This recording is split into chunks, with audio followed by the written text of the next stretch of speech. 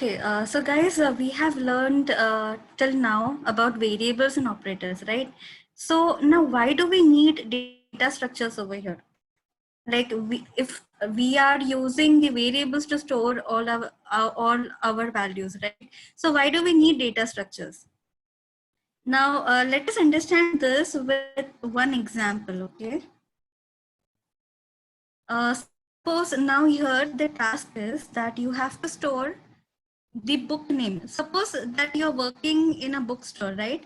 And you want to create data of the available books in that bookstore. The book's name, the book's price, and the number of copies sold for that book, for the same book, okay? So you have to store this. Now, do you think the variables can help you to store this? Can you store book name, price, and the number of copies sold together in one? Can you do that?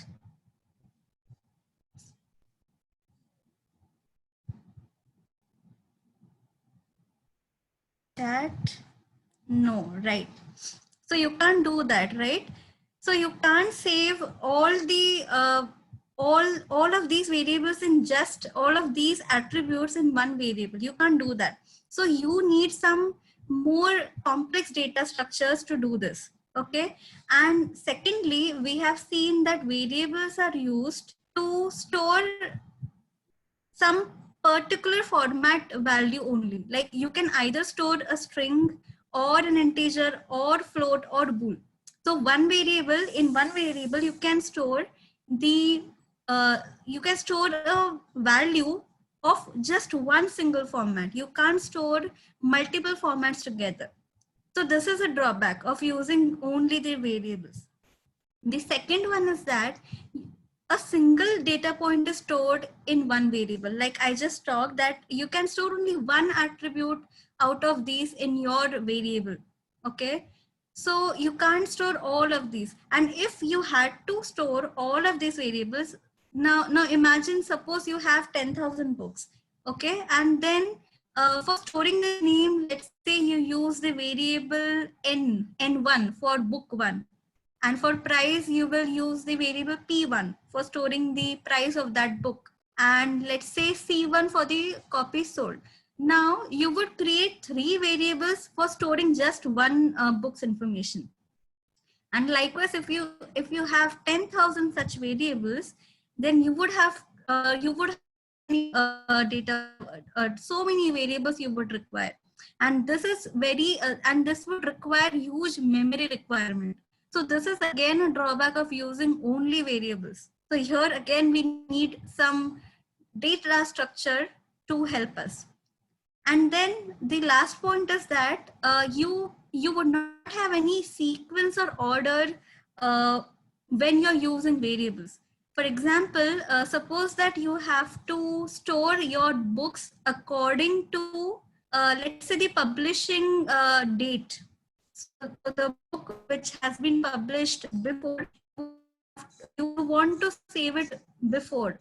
Like you want an order based on the let's say some chronological order based on the publishing date. So you can't do that using the variables. You would not have any sequence or order in while you just use the variables, right? So these are the problems that we have while using just variables. So it will become very what we say very difficult for us to store large quantities of data using just the variables.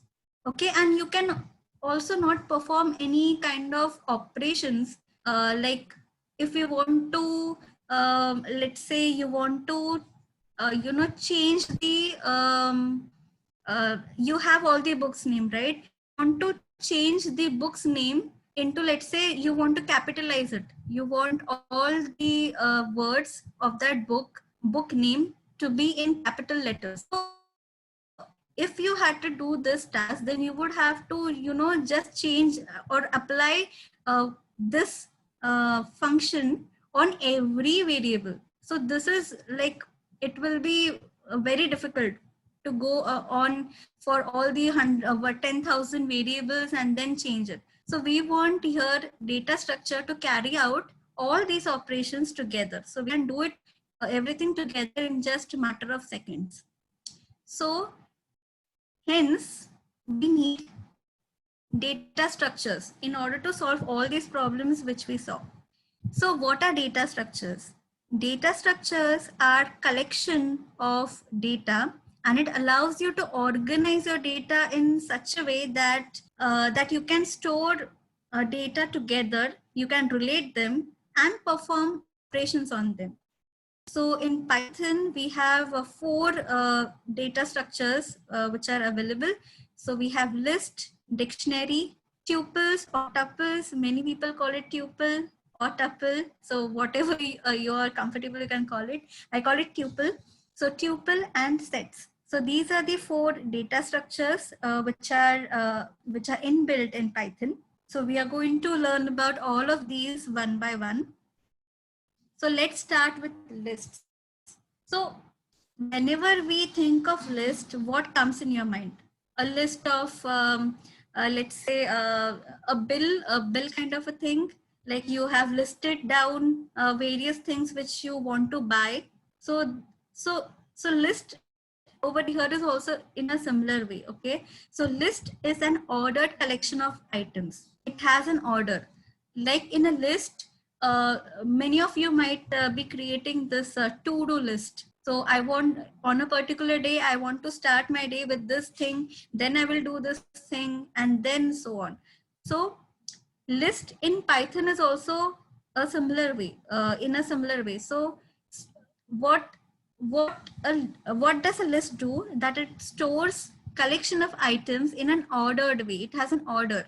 Okay. And we had seen earlier the problem of storing different types of data types in one variable. So that problem is resolved over here.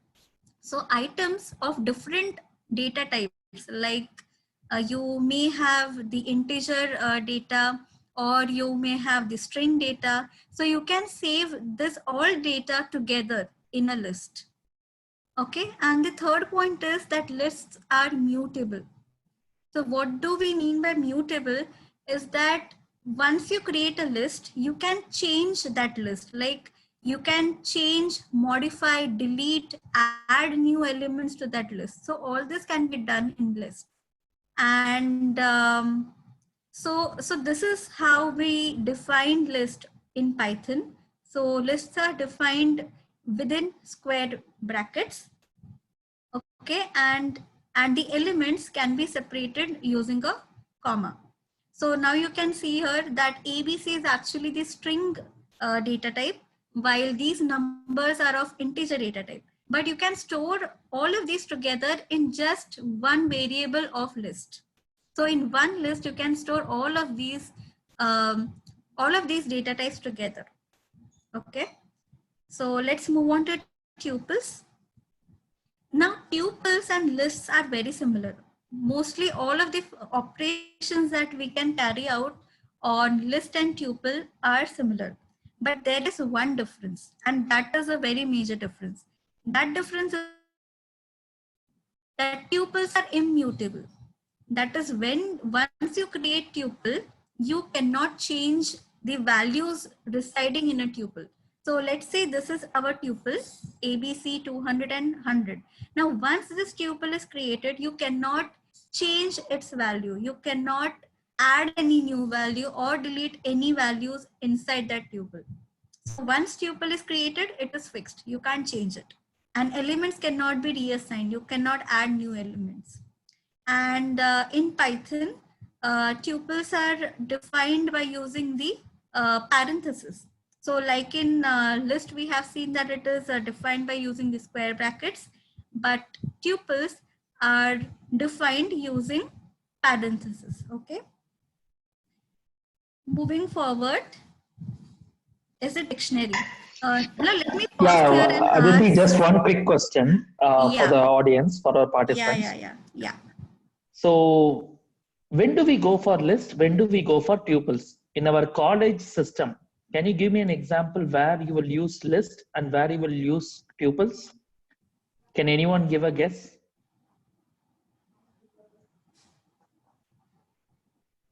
Think and answer. Because both are similar, right? One, you are not able to change it. The other one is you will be able to change it after you create it. Okay, tuples for fees. Okay, good, interesting answer. Why do you think, Daniel?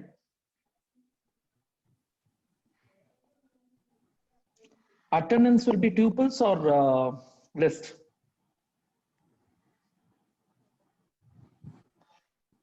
Attendance can be list, that is, you can change it, right? You want to change the attendance after you enter. Is it? Name and roll number. Yes, Jennifer, absolutely right. Yes, that's a good example. But tuples, yes, tuples, correct. So are you able to understand the difference? So depending on what kind of tables you create, what kind of data you want to store in Python, using Python, you will be choosing one of these data types. Have you understood this? Are you able to relate? Good. Back to you, Alti. Carry on. Yes. Now the next data type that we are going to it is very similar to the dictionary which we know. But to find out and see the meaning of that word. Okay. So we have key, and then associated to that key is the value. So the value is actually the of that word. Aditi, your voice is breaking a bit. Aditi, you may need to repeat dictionary because your voice is breaking a bit. Yeah. Is it better now? Still we are facing issues, I think. Yeah.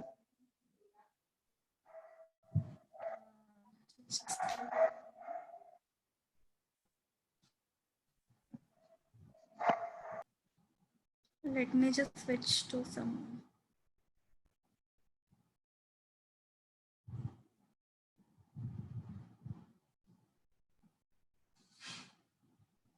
Hello, is it better now? Yeah, much better, Aditi. Yeah, carry on. Yeah, okay. So I was saying that dictionary in Python is very similar to the dictionary that we know. So many of you must have used a dictionary, okay? The actual book dictionary. So how do we find a word in it? No, how do we find the meaning of a word in it? So you will go to the word which is present there, and associated to that word will be a meaning, right? Similar to that, in Python also we have this key and value association. So key is actually we can say a category, or it defines what that value is. So for example, so I have an example over here, that name will actually tell you that this is the name. Price over here, which is the key, will tell you actually that this value is price. So, so remember the example which we had seen earlier, that you had to store the books data. So you can do that using dictionary over here. So you can save name for that, for one book. You can save the name over here, the price and copies sold in a single dictionary. And similarly, you can have like many dictionaries storing all of the data for the 10,000 books. So here a dictionary is very useful. So here you can see that you get the key value pair association in dictionary. But over here, one difference from list and tuples is that you need not know the index location. So we will talk about this, what is index location, but just to give you a brief right now, in list we had seen that we have order, right? So there is no such order which is present in dictionary. So here you do not have any index, like this is the first one, this is the second one. It is not like that. It is, you can access these values using the keys only. Okay, it is not ordered. list and tuples were ordered. Dictionaries are not ordered. And just like in list, we have seen that we use the square brackets. In tuples, we use the parentheses. In dictionary, we use these curly brackets. And then we just give the key and value association. So if your key or your value is a string data type, then you should use the use this colons, sorry, the inverted commas over here. And if it is numerics, then you need not use this. Okay. So in this way, you can store data which has the key and value association. So this you can store using a dictionary. Okay. Any questions over here?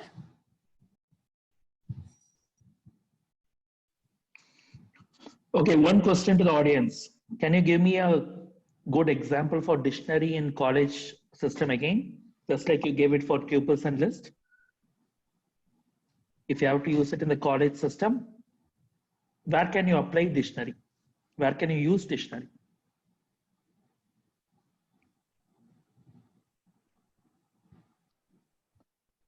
Any answers based on what you have understood as dictionary?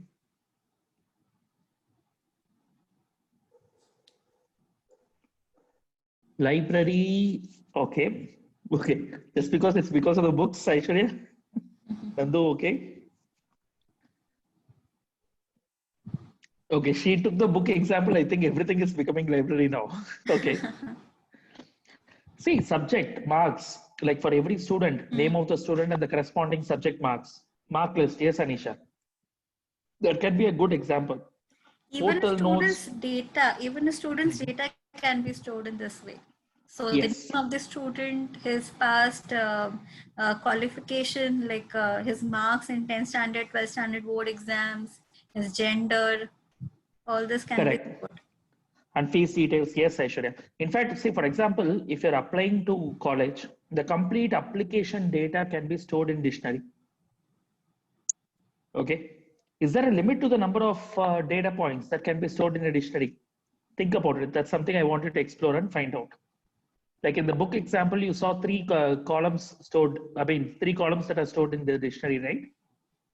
Is there any number of columns that can be stored in the dictionary, like number of key value pairs that can be stored in one dictionary? Think about it. Okay, check that out. Okay, back to you, Alti. Yeah.